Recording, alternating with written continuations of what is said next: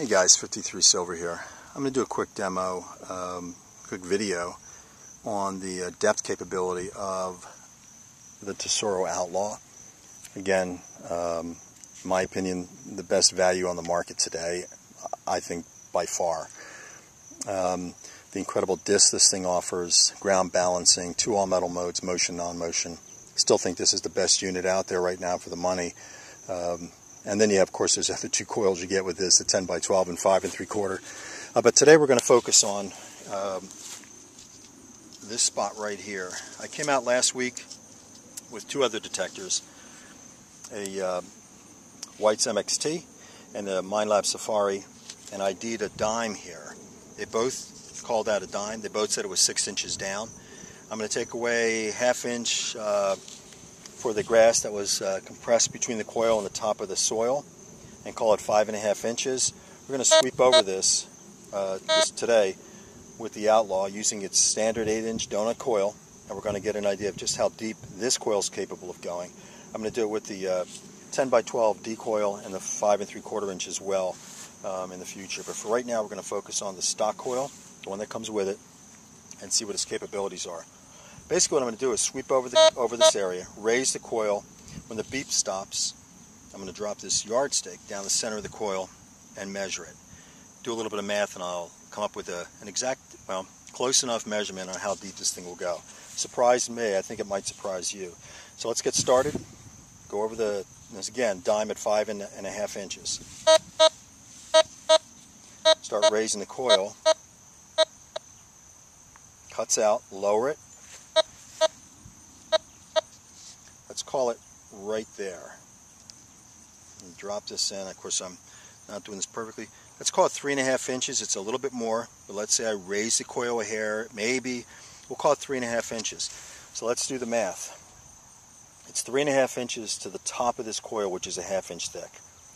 Let's back out a 1/2 inch. Let's call it 3 inches from the bottom of the coil to the top of the soil, plus 5.5. That's how deep the coil is. You're talking about 8.5 inches.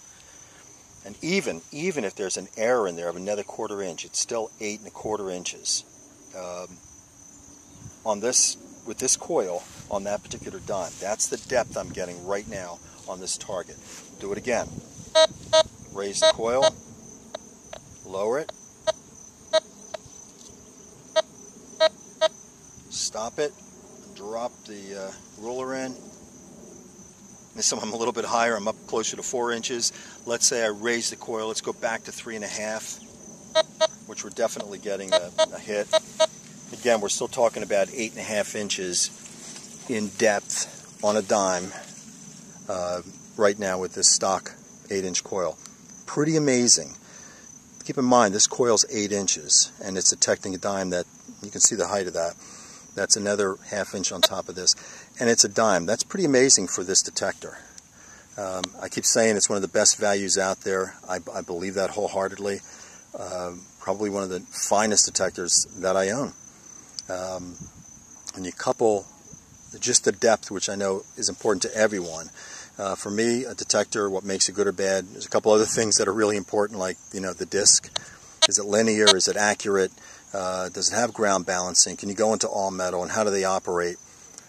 They really hit the ball out of the park with this unit, Tesoro did. And it's probably my favorite right now for taking out all-terrain type detectors, going out for just about anything. I'm going to switch over now to all metal.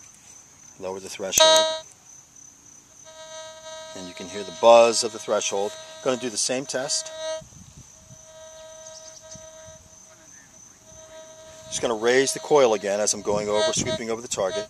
And when I stop getting the target sensed by the coil, I'll stop. We'll drop the ruler down the center again, and we'll see what we get.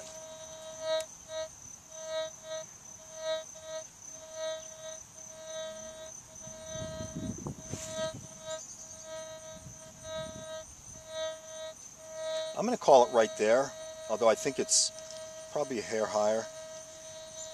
With this, I'm getting 4.5 inches. I'm going to do it again.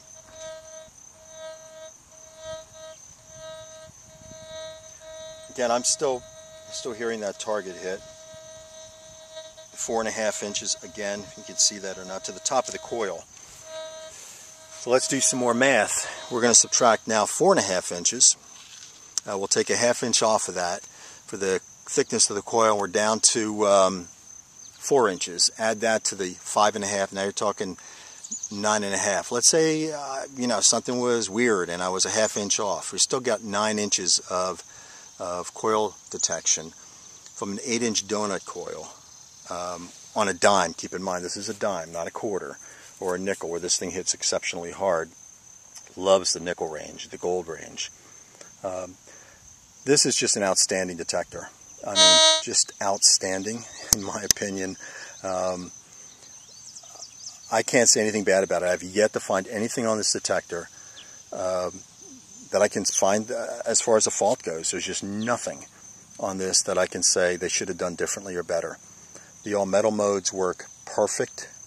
The all-metal non-motion super tuning mode is just outstanding. Ground balance, more linear than the Vaquero. The disc mode, more linear, not as compressed as some of their other units like the Vaqueros or Cibola, which I love.